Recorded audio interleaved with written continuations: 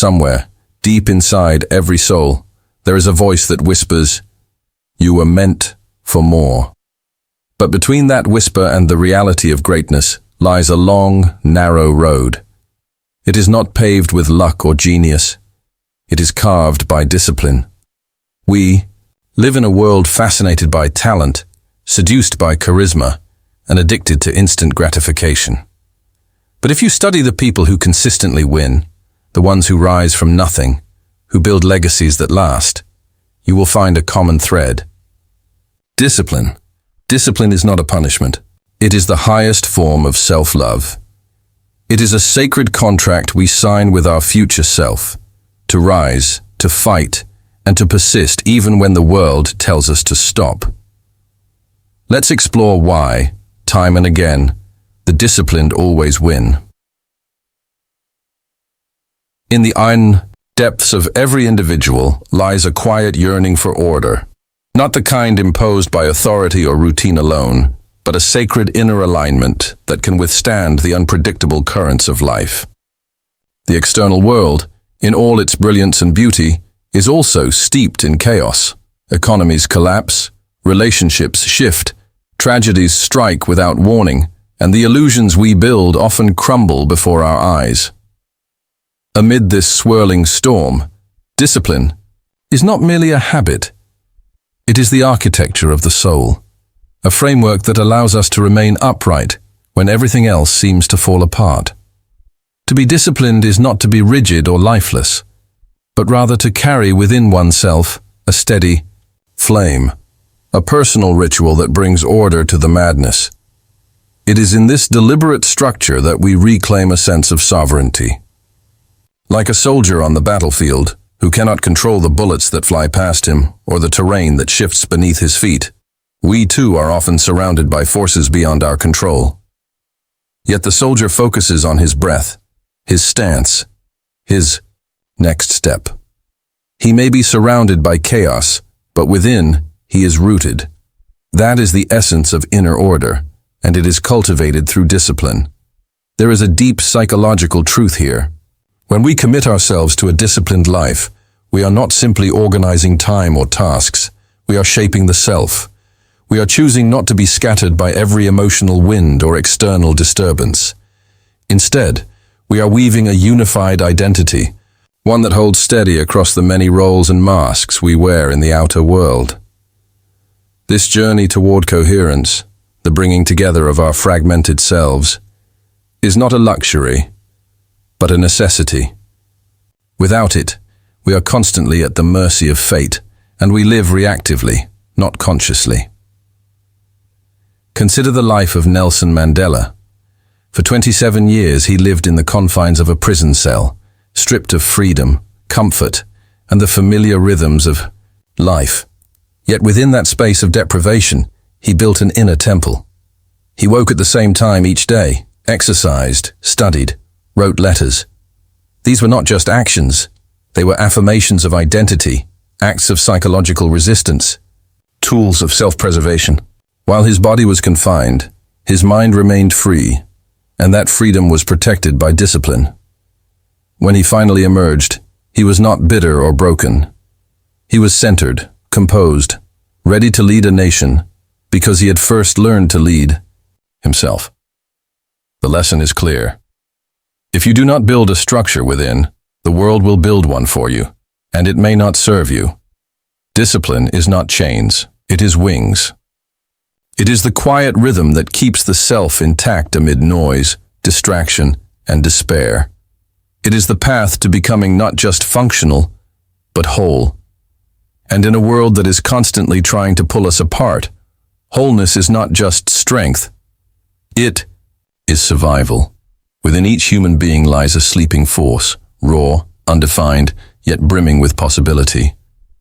It exists like an uncarved stone buried beneath the layers of daily life, waiting for the artist's hand. This force is called potential, and though it is gifted to all, it does not awaken on its own. It does not blossom merely because it exists. It must be summoned, shaped, and tested. Discipline is the hand that carves the stone. It is the chisel that turns possibility into power and dreams into form. We often mistake potential for destiny, assuming that talent or brilliance alone guarantees greatness. But nature teaches otherwise. A seed does not become a tree because it is a seed. It becomes a tree because it is nurtured, watered, protected, exposed to light. Without care, the seed dies in the soil. So too with the soul's potential. Without the daily act of cultivation, the promise remains buried, untouched by reality. Discipline is the daily return to effort. It is repetition with purpose. It asks not for excitement, but for endurance. It asks not whether you feel like it, but whether you are willing to become more than you were yesterday. It whispers to you not with grand gestures, but with quiet insistence. Write the page, run the mile, show up again. In the silence of such choices, potential begins to shape itself into power. Consider the journey of Serena Williams. Her success was no sudden burst of luck or fleeting inspiration. It was carved over years, beginning at the age of 4, long before trophies or cameras entered the scene. While others rested or played, she practiced, not once, not for a week, but over years, during fatigue, defeat, and doubt. The world saw the victories, but the victories were built in the shadows, during the unseen hours. It was discipline that forged her strength, that turned her innate gifts into weapons of precision and resilience. The danger of dreams is that they can be seductive. We fall in love with visions of our future selves, successful, admired, fulfilled. But dreams without discipline are fantasies. They offer comfort, but not transformation. They give the illusion of progress while time quietly slips away. Only through consistent, often unglamorous effort does a dream begin to gain weight. Discipline roots the dream in reality. It creates friction, and through friction, form. Every time you return to your path, even when no one is watching, even when the results are not immediate, you honor the potential within you. That act is sacred. It says, I am not waiting for permission to become who I was meant to be. Power is not granted. It is earned, moment by moment, habit by habit, in the stillness of your private choices. The uncut stone becomes a masterpiece, not by chance, but by the determined hands of one who refuses to leave it untouched. Discipline is the artist, and you are both the stone and the sculptor. There are moments in life when the storms within are fiercer than anything the outer world can throw at us.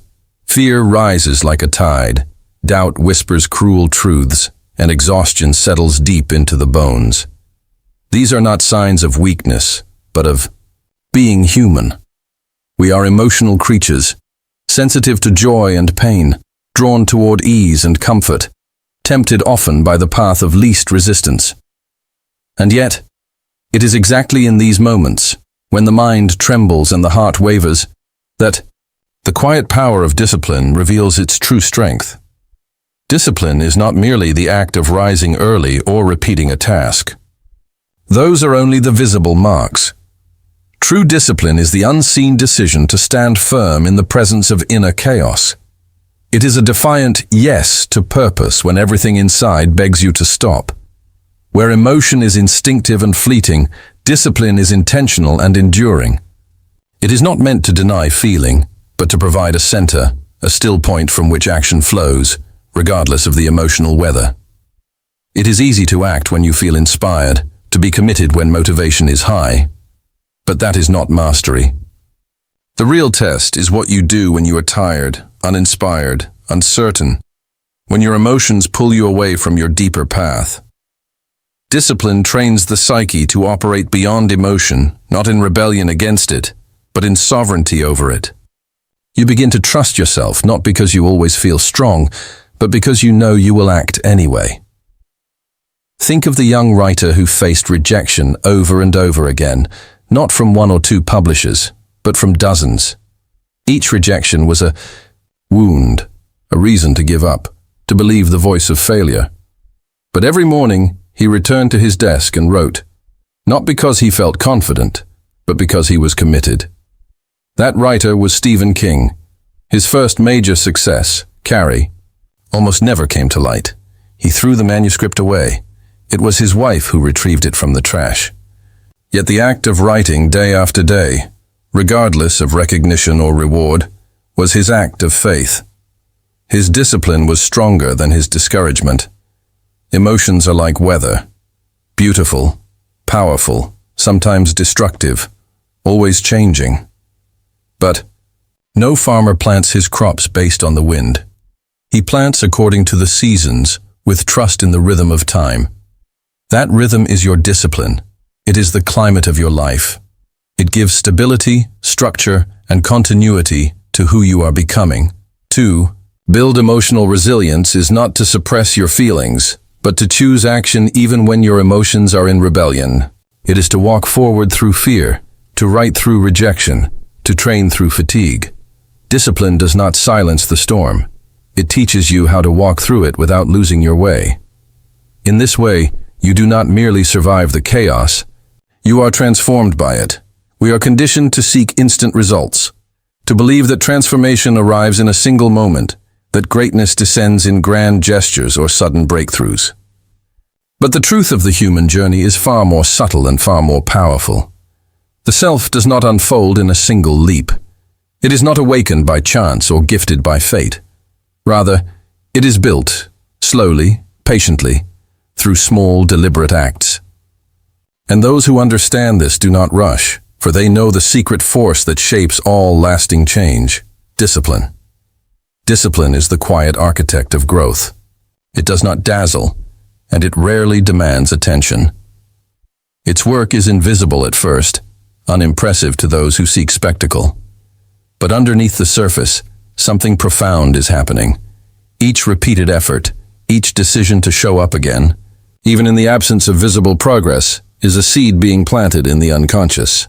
With time, those seeds form roots, deep, unseen foundations that prepare the self for lasting ascent. This process is not glamorous. It is marked by stillness, by repetition, by faith in the unseen. But it is in that faith that transformation takes root. Consider the one who reads only 10 pages a day, such a small act, easily dismissed. But in 1 year, that person absorbs the wisdom of a dozen books. In 10 years, they have entered the minds of 100 thinkers, walked through worlds created by others, and nourished their mind with thousands of ideas. From a daily act that takes mere minutes, a library of inner transformation is built. The same principle applies to every aspect of life, to health, to craft, to love, to purpose. What you do consistently becomes what you are. Each repetition is not just a task completed. It is a brick laid in the structure of your becoming. The magic is not in any one day's effort, but in the accumulation, the compounding of countless small actions that over time become something extraordinary. Nature holds a perfect mirror to this truth. The bamboo plant, for its first 5 years, shows no sign of growth above the surface. To the eye, it appears lifeless, perhaps even a failure. But beneath the soil, it is building a network of roots, complex, strong, and ready. And then in just 6 weeks, it grows up to 90 feet. The growth was not sudden. It was happening all along, just hidden from view. So it is with us. Our greatest growth often occurs in the dark, in silence, in solitude, in repetition without recognition.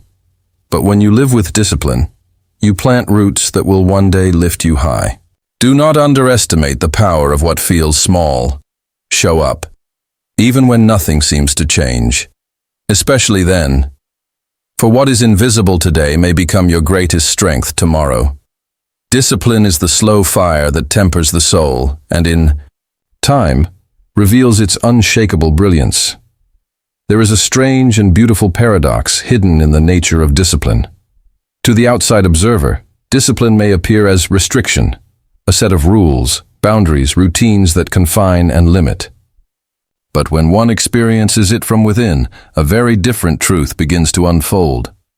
What seems like constraint is in fact the path to liberation. Discipline, far from being a cage, is the very thing that sets us free. Freedom is often misunderstood. We imagine it as the ability to do whatever we want, whenever we want. But this kind of freedom quickly dissolves into chaos. Without structure, we become prey to our lower instincts, swayed by every passing emotion, distracted by noise, paralyzed by indecision. In such a state, we are not free. We are captive to forces we do not control. It is only when we shape our days with intention, when we rise at the time we choose, engage in the work we value, and commit to the path we believe in, that true freedom emerges. And that is the gift of discipline. It hands the reins of life back to the self. Discipline gives rise to inner sovereignty. It allows you to respond instead of react. It helps you act from your values, not your vices. It protects your attention from the seductive pull of distraction and shields your energy from the 1,000 minor urgencies that demand your obedience. In this way, it clears a space, a sacred space, where your will can breathe, unhindered. By impulse, consider the lives of those who create beauty, achieve mastery, or lead with purpose. Artists do not create when they feel like it. They show up, day after day, whether or not the muse appears. Athletes do not train only when the conditions are ideal. They follow a regimen, knowing that greatness is born not in comfort but in repetition. The pianist, repeating her scales again and again, does not do so for the sake of confinement, but to prepare herself for the moment when true expression is needed. That structure, that ritual, is what allows the soul to speak freely when the moment arrives. And yet the freedom discipline offers is not just for performance, it is for life. When you have trained your mind, you are no longer a servant to every mood or fear. You are not at the mercy of others' demands or the chaos of the day. You know what matters. You know where to direct your time, your energy, your love. This is not limitation. This is power. The truth is hard but simple. If you do not claim your time, someone else will. If you do not train your focus, the world will fracture it. Freedom does not mean drifting aimlessly. It means choosing your path and walking it with commitment. Discipline draws that path clearly, and by walking it, not only do you become free, you become whole. So why do the disciplined always win? Because they are not waiting for motivation. They are not driven by circumstances. They are shaped by will, refined by repetition, and crowned by consistency. Discipline is not the path of the many. It is the path of the brave, those who are willing to delay pleasure for purpose, to walk alone for a while so they can lead many later. If you do what is easy, life will be hard. But if you do what is hard, life will become easier. Choose discipline. Choose the long road. Choose victory, not by chance, but by choice.